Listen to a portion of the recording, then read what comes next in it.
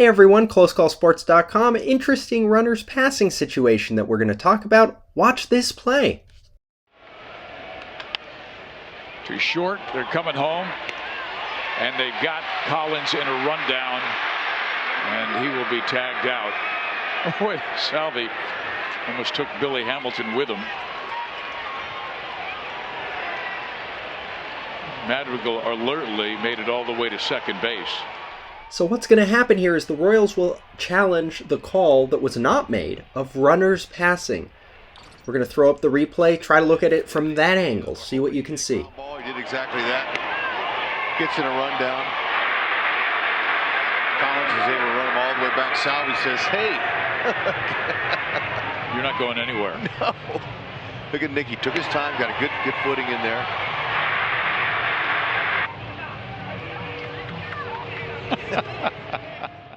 So the umpires will get together and they will discuss, or should discuss, these issues. Number one, did catcher Perez tag lead runner Collins prior to Collins getting to third base? Number two, did Collins, untagged, get to third base, pass third base, go up the left field line, and in turn cause trail runner Hamilton, who was standing on third base, to pass the lead runner? I know it's a weird rule, but the trail runner is responsible for passing. Weird, right?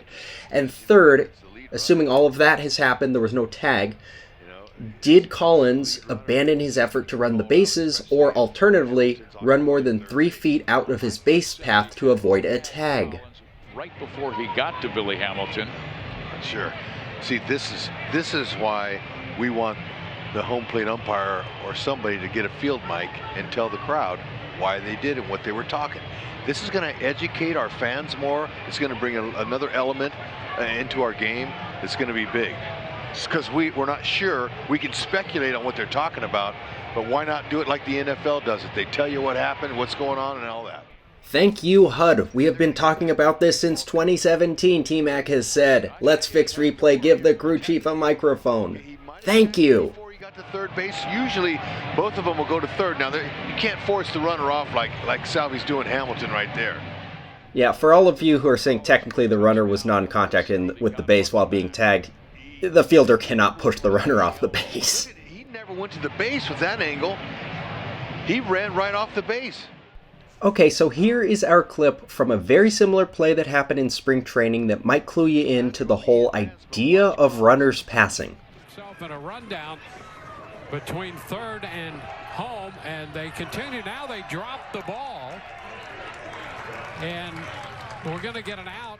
So this is the correct call for runners passing. Remember, if one runner passes another runner, the trail runner, the person who actually passed, even though it might look like the runner ran back, the lead runner did, no matter what the actual physical action is, the trail runner is deemed to have passed the lead runner. No matter who's actually physically responsible, by rule, the trail runner is responsible. So therefore, the trail runner is the runner who's out. The lead runner is entitled to stay, and the lead runner is safe. In this situation, what happened in real time is it looked like Sam Holbrook called the passing, which is the correct call to make.